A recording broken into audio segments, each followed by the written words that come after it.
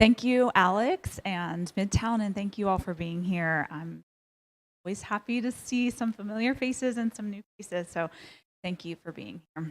Um, I am going to start by just reading a few pages of the new book. And I always read from the beginning because if I write mysteries and thrillers, I don't read from the middle. Smoke tinges the world right. It swallows the spired treetops and narrows the canyon ahead. It erases altogether the majestic gray faces of the obsidians, shrouds the valley, slips up the ravines. Emlyn stands midstream, the river lolling at her thighs, pressing her waders tight.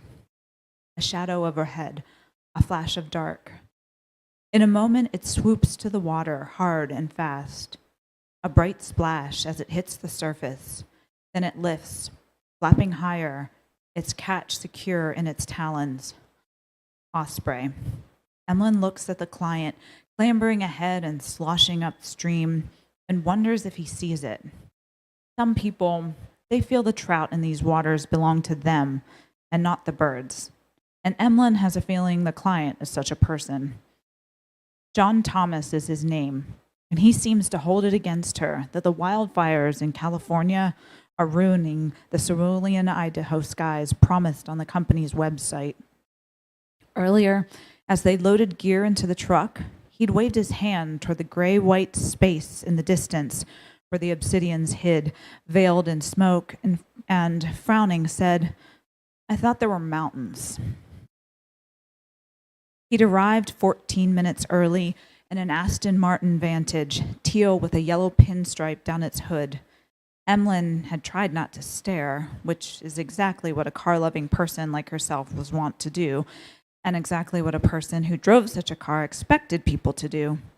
She tried hard not to eye the handcrafted oyster bamboo rod, which she knew carried a price tag of $4,600, though in the end she couldn't keep herself from commenting.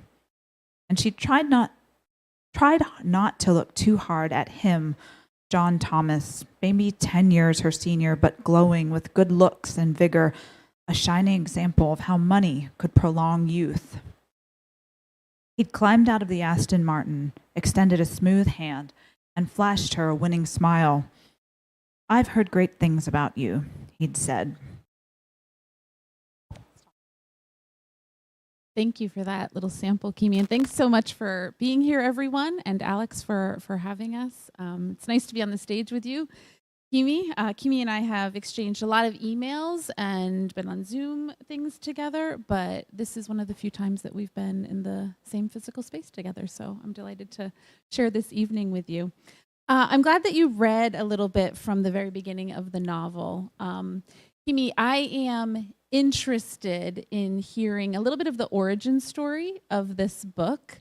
You start with such a clear image of this character, Emlyn, standing in the water with the bird. And I love some of your language here, right? The river lulling at her thighs, really, really image-based. But as you said, very quickly, we're going to get into plot, right? Character, excitement, suspense, all of those things. So if you can think back to the start of this book for you, what was it when it first started to form? Was it a question? Was it a character? Was it a plot point, an image? Can you tell us a little bit about how the book came to be? Yes. So my husband and I decided to do a dream, pursue a dream that we'd had for a long time. It was a few years ago. And we hopped in a camper and drove from Pennsylvania west to Idaho and decided we just wanted to see what it was like to live out of our camper for a while. So we did this for a really long time and went to 27 states. And sometimes we stayed at campgrounds. And a lot of times we did what's called boondocking, which is, you can stay at a place on National Forest or Bureau of Land Management land, and you can stay in certain designated areas for free. Now you're totally off grid, and you often don't even have cell service, or definitely no plug-in and septic and that kind of thing.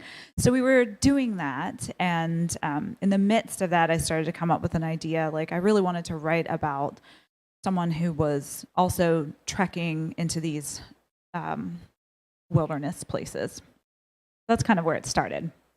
I love that there's some biographical sort of moments in there then Yeah. for you as you were developing it. So one of the things that becomes very apparent as you open the pages of this book is that the idea of wilderness is really important to this book. Kimi dedicates the book to, let me get it accurately, for those of you who are in a wilderness. And then you have two epigraphs that sort of use this term wilderness. And later, at the end of the book, you confess that an early title was the word wilderness.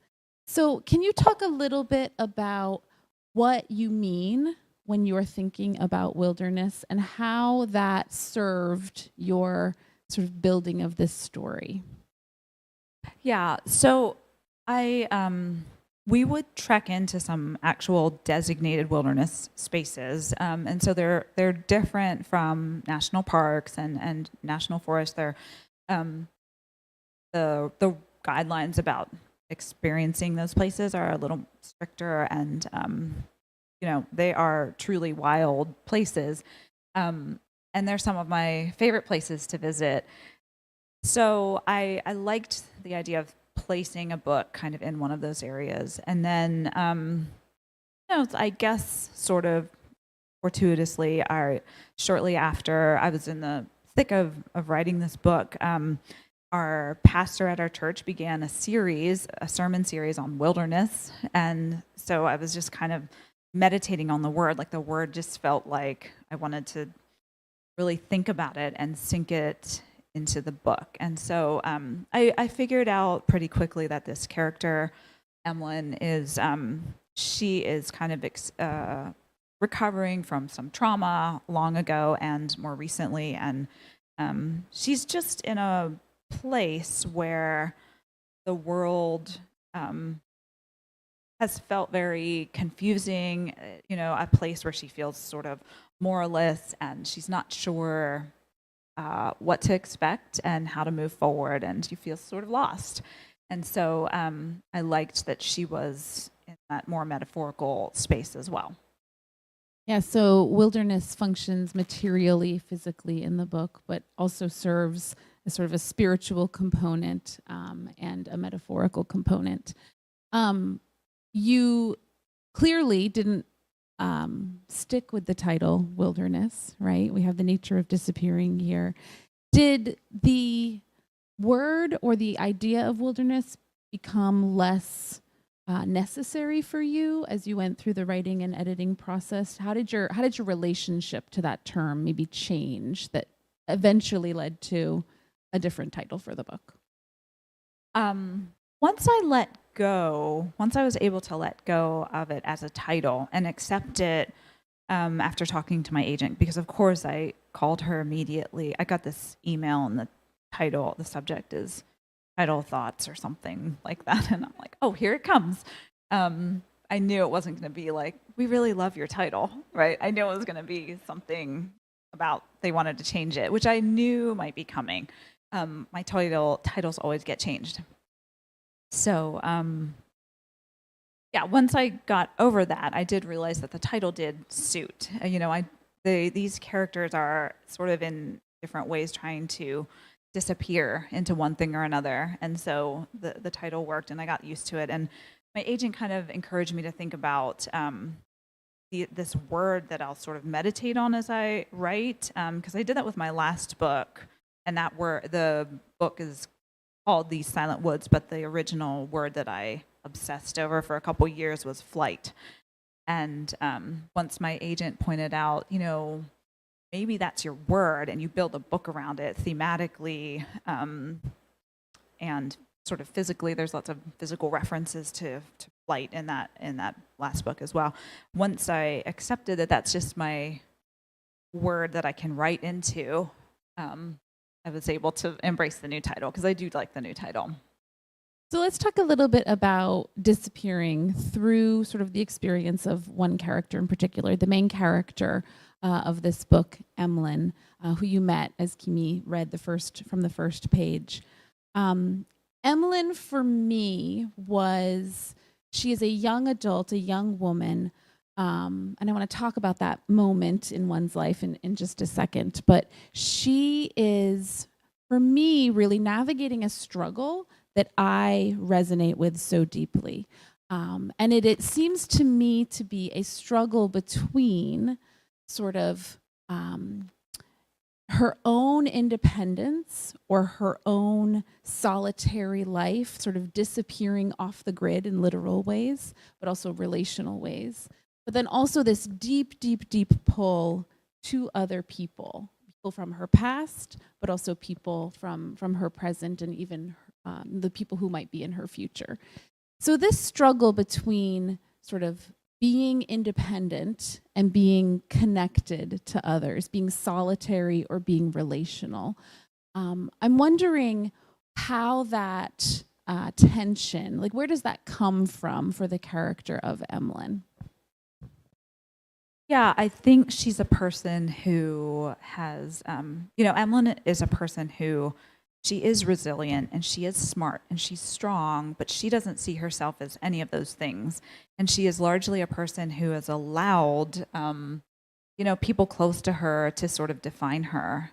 And this connects to what you were referencing that we'll talk about later, but that sort of pivotal moment in your 20s, she's in her 20s, where you are trying to figure out who you are. So I think she's had a lot of people define her in the past and in a negative light, intentionally and unintentionally. And so she's pulling away from that and wanting to disappear and wanting to be alone, but also recognizing, as we all must, that we need each other too. Yeah, I mean, I think that's such a fundamental experience as people sort of form themselves. How do these other people sort of fit into this picture of myself that I'm forming? What would you say you want your readers to be thinking about the nature of independence or the nature of solitariness? Is it something to overcome and sort of reconnect with others? Is there value in that, in the way that you've written Emlyn's experience through the book? Well, I think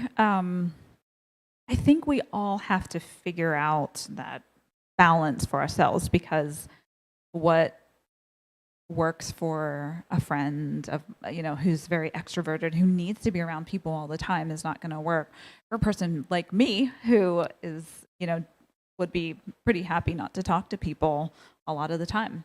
And so, I mean, for each of us, we have to find that happy medium where, we are part of some kind of community, but also having some space to reflect as well in life.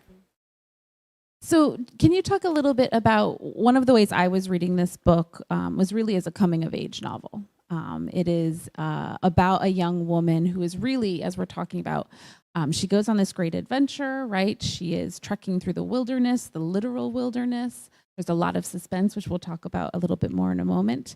But fundamentally, it is about, in my reading of it at least, her sort of emerging into, I don't want to necessarily say adulthood, but into a clarified sense of herself. Why did you turn to maybe a classic kind of coming of age novel? Was that the intent from the beginning? Did that make itself important as you drafted the book?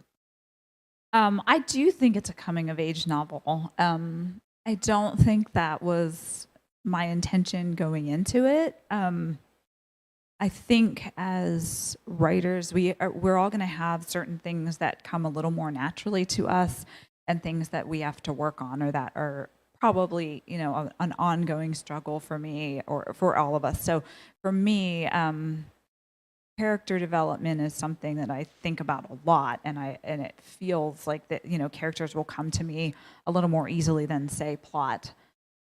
So I think she just became who she needed to become.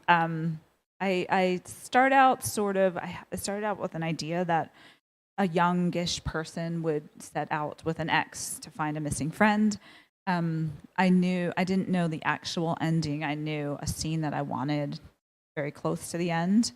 And I didn't know all the things in between when I first started. And ultimately, I end up having to outline, and like I lose myself if I don't start to formulate a plan. But from the get go, I don't think to myself, I would like this to be a coming of age novel. It just happened. Yeah. What do you think is why are coming of age novels, coming of age stories, why are they valuable for broad readers, right? Like, why is that moment in one's life not just for people who are actually experiencing that, but for people in different eras of their own timeline as well? One of the joys of this book for me was reflecting on, my own relationships, recent and deeper into the past. Thinking about, because the book is really also about friendship. It's about women's friendship and the complicated nature of women's friendships. And so, one of the things it was just kind of fun to reflect on some of my own friendships over the years, and what how is there such a thing as a friendship where you're being more influenced than you ought to be, or that you've been overly influential on a friend, and just thinking about those things. And I think that sort of it became, and also just learning to trust yourself and trust your instincts. And it seemed like the right moment, to put this character maker almost 30, but much of the book takes place through the 20s. I appreciate this turn towards the word trust, right? One of the fundamental, I don't know, maybe a device, but also just a sort of reality of writing a young person's life today is that much of this book is really interested, I think, in the role that social media plays in our ability to trust ourselves and to trust others. So without giving anything away, right, a fundamental part of the plot line is sort of Emlyn navigating her own relationship to social media, and as a reader, as an interpreter of that social media. What was it? How did that aspect of the book? How did that come into play? Because so much of the book seems to be also like almost from another time, right? Like we're deep in the wilderness, we're off the grid, we're separated from society, and yet there's this collision with contemporary life through social media. So how did you navigate the presence of social media in Emlyn's life? Yeah, I wanted, Emlyn's very suspicious of social media, and the friend that she's looking for is sort of an influencer. And so I liked, just fundamentally that tension between the two of them, because they are in so many ways really opposites, and yet they have had such a good friendship in the past, and they have had really a sisterhood. So I liked the tension between the two of those. I liked the idea that this is a character who's trying to formulate an identity, and she is trying to figure out what happened to this missing friend, and looking at her social media accounts to sort of piece together what she might know of a person, but also recognizing that what we put on social media is not necessarily extremely representative of our actual reality. And so I liked having her sleuth through the internet, through this thing that she doesn't really trust, but that feels potentially authentic. Yeah, I think you navigate that so well in the book, that social media is the source that she has for knowing this friend who she hasn't actually been sort of physically in contact with for some time. And yet it is also a facade, right? So she has to really navigate, how much can I find of my friend in these social media accounts? And ultimately sort of reflects back her own question of, how much can I find myself? This dynamic between the relationship with someone else and the relationship with herself is really powerful in the book. One of the other elements of the book that we've sort of talked about and sort of danced around a little bit here is just the profound role that nature plays in the book. So first I want to ask it as like a research question, right? Like I think of you as a Pennsylvania writer, and many of your other books are really set in what feels like very familiar natural environments. And then this book, you're really taking me to wild spaces that I have much less sort of experience with, Idaho specifically. How did you go about authentically trying to create the natural landscape, the natural, maybe even character, you might say, of this book? Well, I will say that Idaho is one of my favorite places in the world. And so we have spent a good bit of time there over the years. We first went there, I don't know, maybe 18 years ago, and we've been there several times, camping and visiting and fly fishing and hiking. And I changed the names of every place in this novel. No name is real. Because what I've noticed is that when I've been visiting Idaho, they're very protective. The people who live there are protective of their state, and they don't really, want a bunch of people to come in. And so what I really didn't want was to have all the people of Idaho hate me after writing this book. So I changed all the names. So this is a place that I have visited a lot, spent a lot of time exploring, and I'm very happy that you felt could feel like to be there. Yeah, and I think what I really resonated with is the way that you're writing simultaneously what is dangerous in these wild spaces. There's a lot of threat and a lot of different sort of modes of threat. But at the same time, it really does draw you in, and you can see very much the appeal of the space.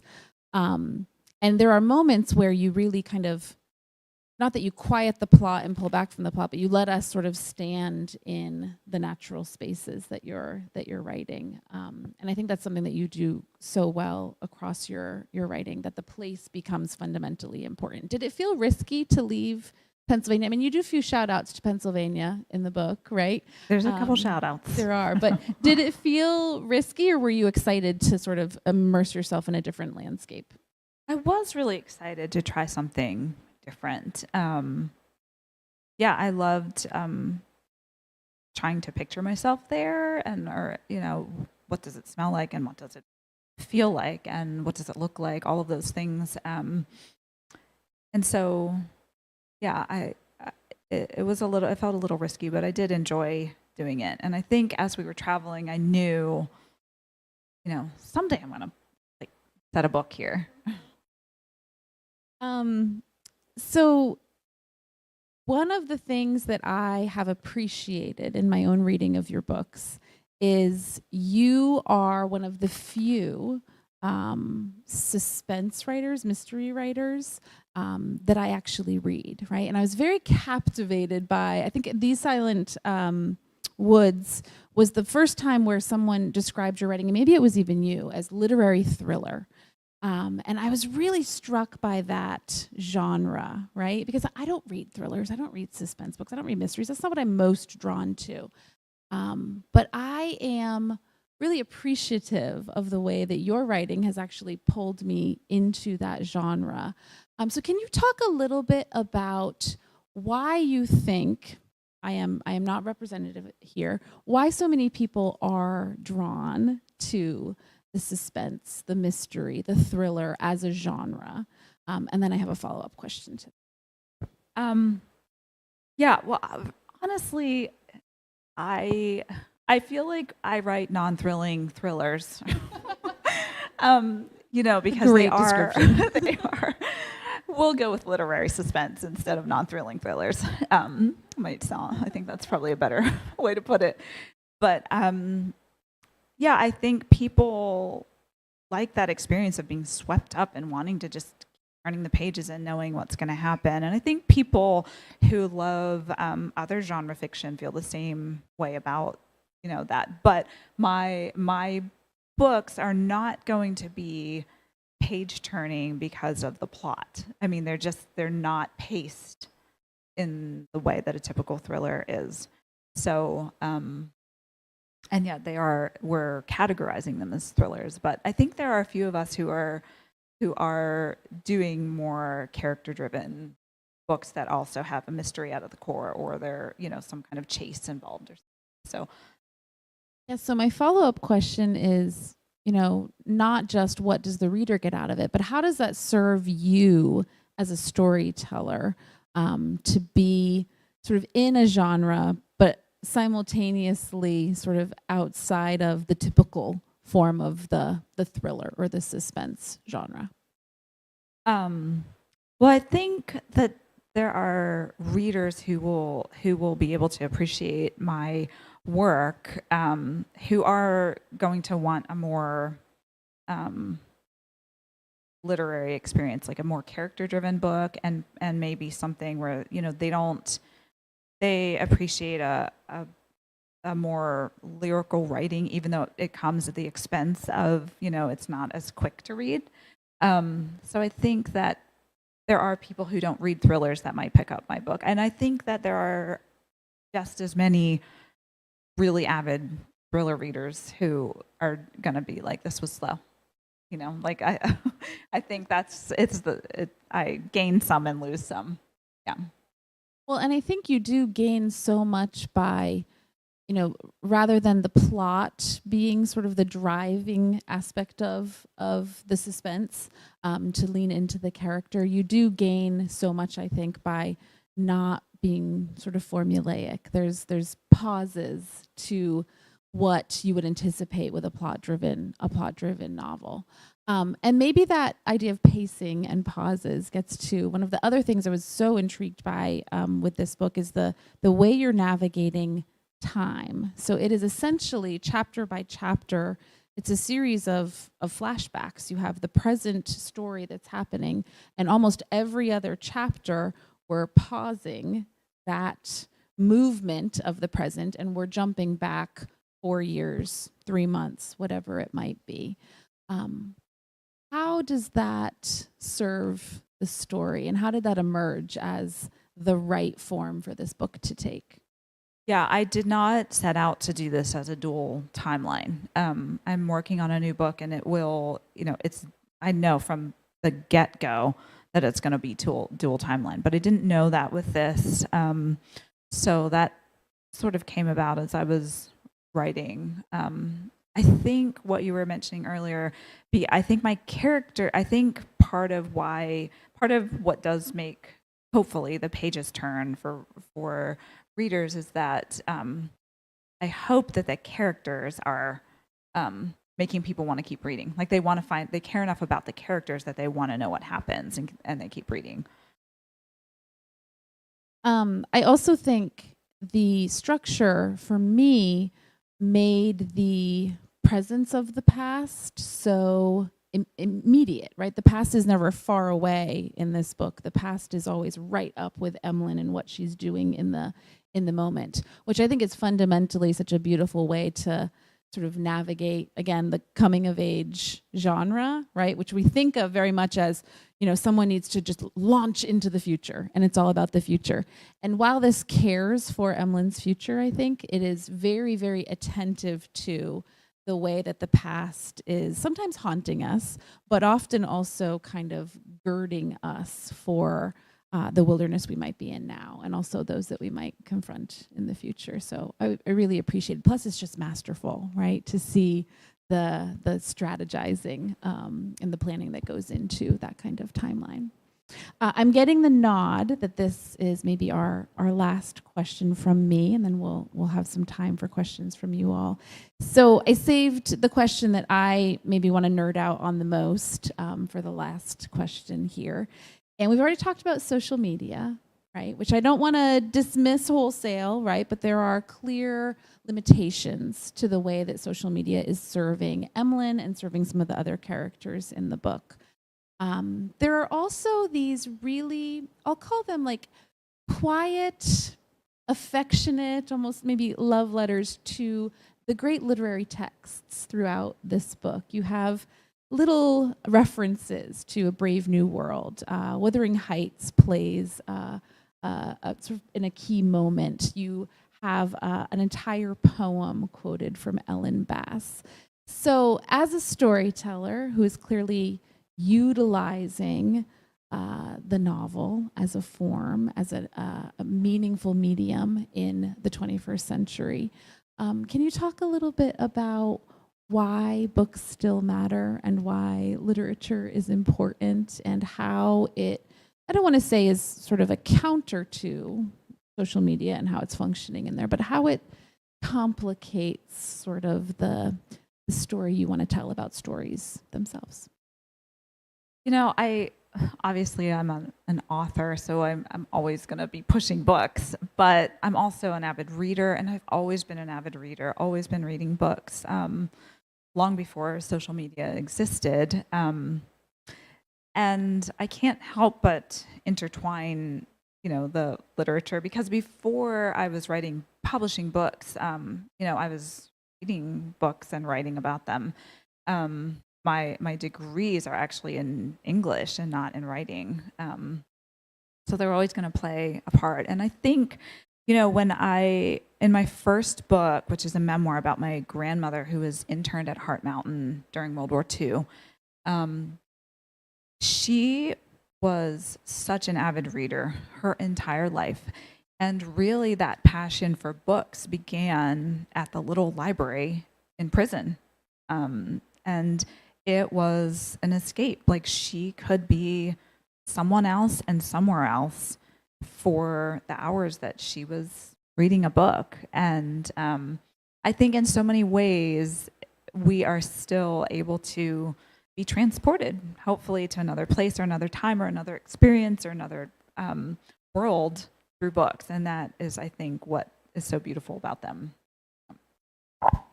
Thank you so much, Kimi. Thank you. All right, we're going to transition to audience Q&A. If you have a question, feel free to raise your hand and I'll come around with a mic. Kimi, thank you so very much.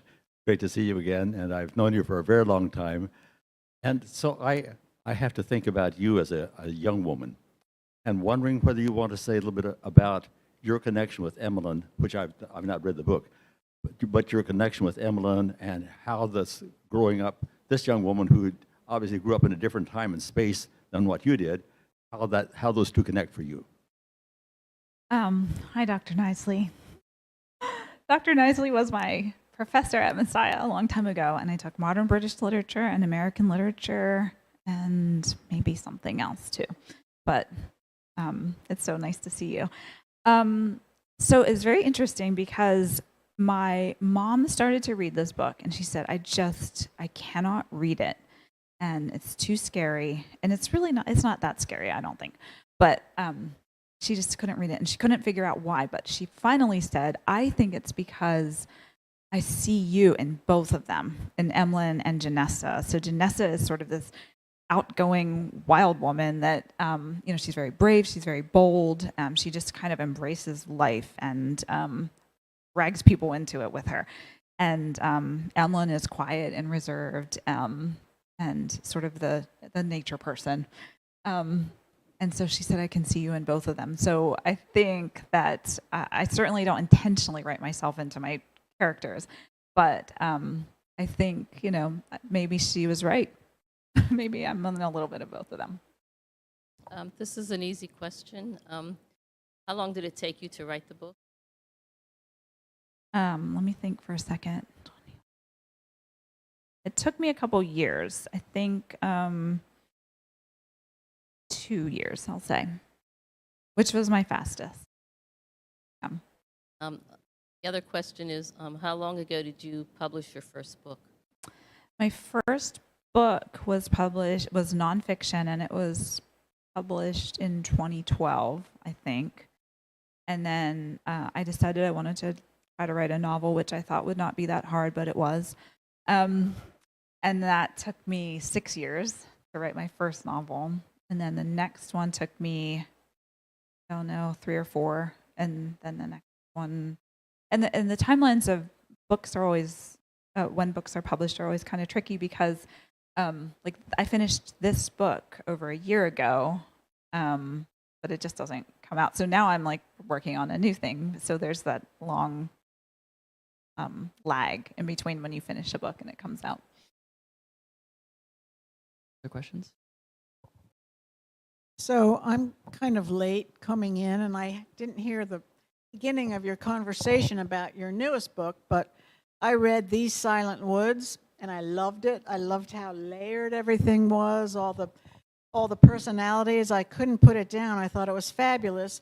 And I'm looking forward to this book being the same kind of read, you know? I want another book from you to be not put downable and to just kind of draw me in, and I'm hoping for the same thing. Is it going to be similar in terms of, you know, the thriller aspects, but also the character development and the different layers of situations that are taking place that surround the whole?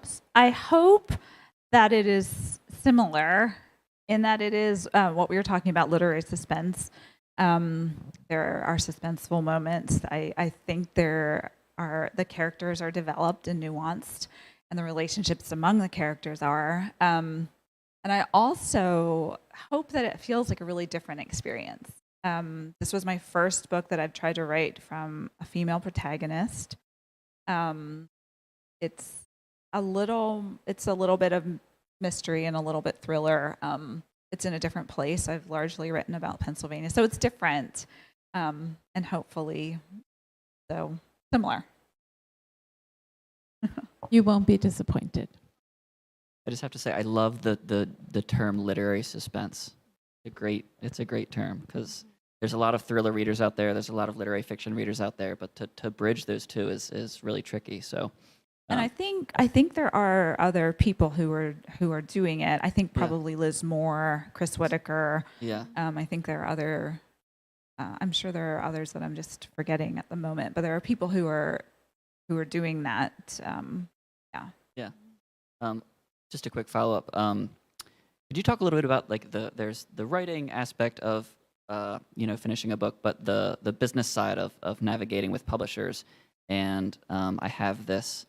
When I go to buy books and research print runs, I'm always interested to see what comes out. And your print run for this book was pretty high, and I think that's a reflection of sort of your rise, I think. And so, could you talk a little bit about the relationship with your publisher? How has it been to solidify yourself in the industry? Yeah. Well, so people thought that These Silent Woods was my debut because it was my first Big Five publisher book. I had my other two books were published with smaller presses. My advance was much smaller and my advance was not big with These Silent Woods. I don't know that anyone expected it to be as successful as it was. I'm not sure. Maybe my editor, Sarah, would say, like, I always knew, but I certainly didn't, and I don't think anyone else did. So it was really lovely to have the bar set very low, and then people were pleasantly surprised.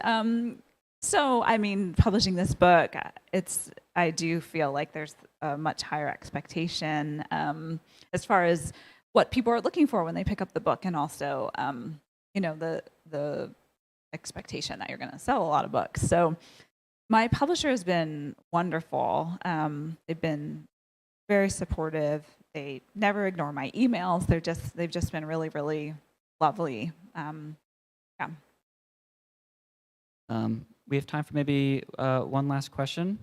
But before that, can I just kick it back to both of you and say, what have you read in 2024 that you've really loved? I know audience members often ask this question, and it's always interesting to hear what authors are reading as well. Mm-hmm. So, I read Amy Jo Burns' Mercury first early this year, which was fantastic. She's a favorite contemporary of mine. And I just read To Blurb, a book that's not out yet, by a Pennsylvania author named Kate Brandis, and it's called Stone Creek. And so, I I get invited to read people's books sometimes, and I received that book, the email from her, and the title is the name of a creek near my house.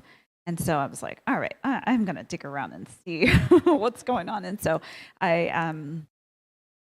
I agreed to read it, and I really liked it. I think it's wonderful, and I actually think people who enjoyed These Silent Woods would enjoy this book. It's environmental, it's atmospheric, it's father-daughter, very different father-daughter relationship, but a lot of different things. So, yeah, that was another good one. And there are so many good books coming out this year that I'm excited to read, coming out soon and just out. I think Liz Moore's comes out next week or Yeah. 2 weeks from now. Mm-hmm. Yeah. Carrie? I jumped on the bandwagon. I'm an American literature professor, right? I read James by Percival Everett about 2 weeks ago, which is a retelling of Huckleberry Finn from the perspective of who Mark Twain calls Jim and who casts himself as James in Percival Everett's book. It is phenomenal. It's getting all the buzz, so no one will be surprised by that. And then the surprise book that I read a couple of months ago that I've been telling people is the first like COVID book that I could stomach, and I felt like did it really, really well. This tiny little book called The Vulnerables by Sigrid Nunez. If you haven't read that, and if you think you're ready for your COVID read, then go for it. It was brilliant. All right, time for one last question. Anyone? If not, we can wrap up. So, Kimi, Kerry, thanks again. Let's give them a round of applause. Thank you. Kimmy.